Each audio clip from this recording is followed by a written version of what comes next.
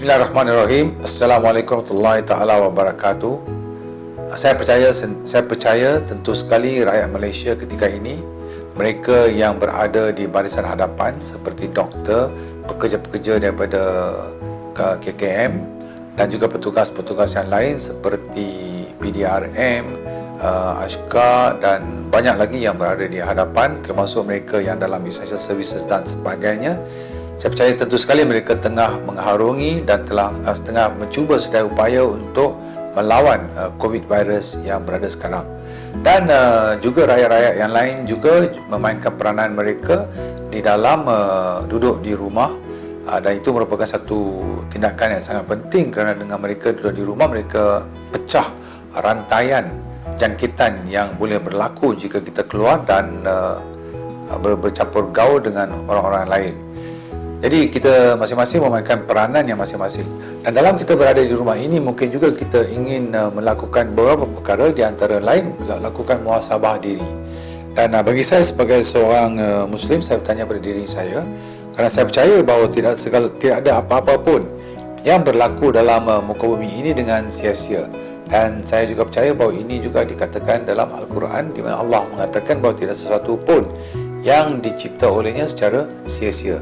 Jadi saya tanya pada diri saya, apakah iktibar, apakah pengajaran yang saya dapat belajar daripada ancaman dan jangkitan COVID-19 yang berlaku sekarang ini pada saya pribadi, dan saya ingin berkongsi dengan saudara-saudari yang ingin dikongsikan. Dan yang pertama sekali saya dapati ialah kuman COVID-19 ini, virus COVID-19 ini tidak mengenal bangsa, agama, keturunan dan sebagainya. Ini satu hakikat yang berulang kali Allah telah menunjukkan kepada kita bahawa apa yang berlaku di alam sekitar tidak mendiskriminasi di antara manusia berdasarkan agama, berdasarkan etnik, berdasarkan darjat dan sebagainya. Apa yang berlaku ialah hukum alam terkena dan terpalit, dan semua kita manusia memang subject to the natural laws. Jadi ini satu perkara yang kita harus belajar dalam kehidupan kita bila kita adalah aman dan damai. Tapi malangnya saya lihat bila manusia dah aman dan damai, masing-masing akan meminta supaya hak mereka dipertingkatkan berbanding dengan hak orang lain. Bukan saja di Malaysia, di merata dunia. Saya mengatakan ini sikap manusia yang memang lazim di merata dunia, kecuali saya lihat mereka yang beriman kepada Tuhan. Bagi saya seorang Muslim, kecuali mereka yang benar-benar beriman kepada Allah SWT, mereka tahu dan insaf dan sedar bahawa mereka sebenarnya adalah hamba Allah di muka bumi ini.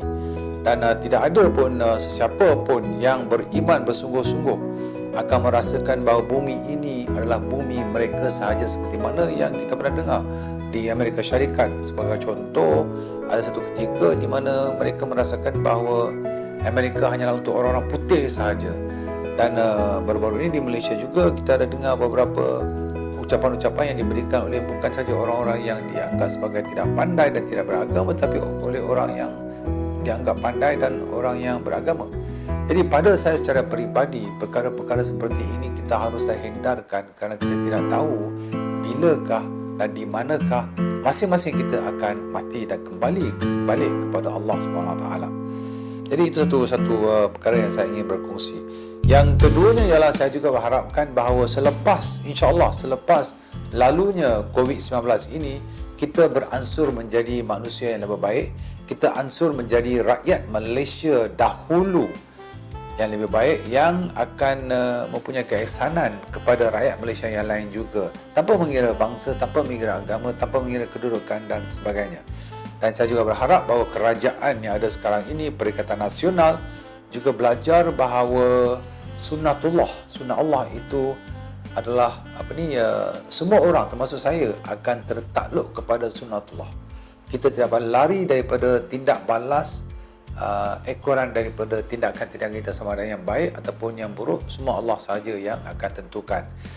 Dan jadi kita ini di muka bumi, di kehidupan ini, janganlah kita merasa sombong dan janganlah kita berkelakuan seperti kita sahaja yang terluka, kita sahaja yang teraniaya dan sebagainya, seolah-olah orang lain tidak teraniaya, orang lain tidak punya perasaan, orang lain tidak punya maruah dan sebagainya. Jangan. Sebab kita semua ini adalah manusia yang Allah cipta, dan kita semua ini mempunyai darah yang sama, kita semua ini mempunyai kesakitan yang sama. Jadi saya berharap sangat-sangat Allah rahmati Malaysia ini dengan pemimpin-pemimpin politik dan juga pemimpin-pemimpin agama yang berakal, yang berihsan, dan yang tidak takut sangat kepada takut kehilangan status ataupun takut kehilangan kuasa.